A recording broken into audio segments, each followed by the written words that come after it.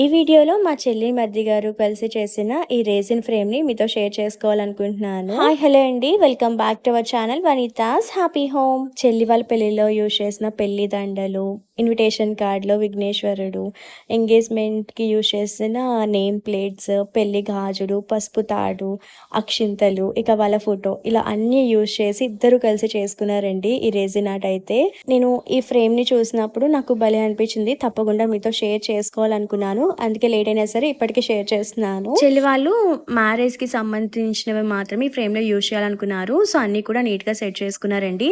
And main ఈ resin frame చేయడానికి ఒక వుడెన్ ఫ్రేమ్ అండ్ అలాగే రేజిన్ కావాలి. అండ్ రేజిన్ ఓన్లీ 2000 చేంజ్ పడిందండి.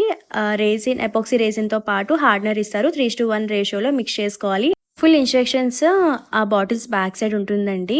అవి చూసి చేసుకుంటే సరిపోతుంది. యాక్చువల్గా 1 year బ్యాక్ చెల్లి వాళ్ళు రికార్డ్ చేసిన క్లిప్స్ ఉంటే అవి యాడ్ చేస్తూ జస్ట్ ఇన్ఫర్మేషన్ ఇవ్వాలి అనుకుంటున్నాను.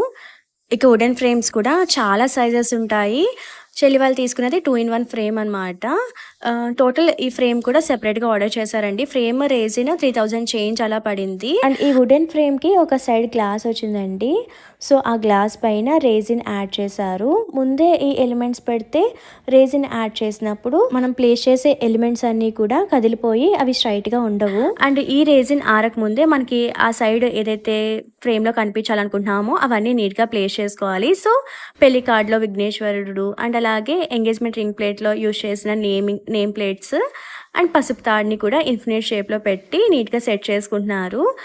అది ఆరక ముందే మనం సెట్ చేసుకోవాలి ఏ షేప్లో కావాలి ఏంటి అనేది. వన్స్ ఆరిన తర్వాత ఇంకా మనం ఏది మార్చలేమన్నమాట. సో ఒకసారి ఫ్రేమ్ని పైకి లిఫ్ట్ చేసి ఒకసారి చూసుకోండి. ఇక్కడ చూస్తున్నారా విఘ్నేశ్వరి బొమ్మ కాస్త స్లైట్గా పక్కకు జరిగింది.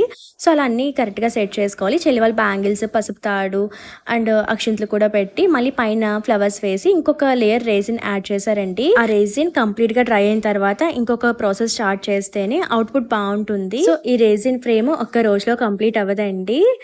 Step by step resin add చేసి ట్రై చేయాలి కదా. సో టైం టేకింగ్ ప్రాసెసే. బట్ అలా రేజిన్ ట్రై చేసే ప్రాసెస్లో పైన ఏదైనా కవర్ చేయండి డస్ట్ పడకుండా. డస్ట్ పడితే కనుక ఆ రేజిన్లో మిక్స్ అయిపోయి ఇక రేజిన్ షైన్ అవడంతో పాటు ఆ దుమ్ము కూడా కనిపిస్తుంది అనమాట. ఇక ఆఫ్ పార్ట్ కంప్లీట్ అయిన తర్వాత ఇంకొక సైడ్ ఫోటో ఫ్రేమ్ కనిపించేలా పెట్టుకోవాలనుకున్నారు. సో ఫస్ట్ ఫోటోకి లామినేషన్ చేయించేసారండి. ఆ ఫోటో ప్లేస్ చేసి పైన ఇక పూలదండలో ఫ్లవర్స్ అన్నీ కూడా నీట్గా కార్నర్లో సెట్ చేశారు ఒక ఫ్రేమ్ కింద. ఇక పైన మళ్ళీ ఇంకొక లేయర్ రేజిన్ యాడ్ చేశారు. బట్ రేజిన్ ఆ ఫ్రేమ్ కి పైకి దాటకూడదు. అలా చూసి జాగ్రత్తగా చేసుకోవడమే అండి. మెయిన్ ఓపిక కావాలన్నమాట.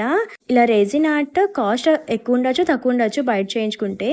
బట్ ఇంట్లో ఫ్యామిలీ మెంబర్స్ కలిసి చేసుకోవడంలో ఉన్న సాటిస్ఫాక్షన్ అలా బయట చేయించుకోవడంలో ఉండదు కదా. అండ్ ఇలా పెళ్ళికి సంబంధించిన వాటితోనే కాకుండా పిల్లలకి సంబంధించింది లేదంటే ఫ్రెండ్స్ ఫొటోస్ అలా మనకి నచ్చినవి ఏదైనా ఇంట్లో చేసుకోవచ్చు అండి. కాకపోతే కాస్త టైం ఎక్కువ పడుతుంది. ప్రాసెస్ అయితే ఈజీనే అనమాట. కాస్త కేర్ఫుల్గా చేసుకోవాలి నీట్గా రావాలి అంటే. అండ్ ఈ ఫ్రేమ్ ఏంటంటే అంత షైనింగ్ లేదు.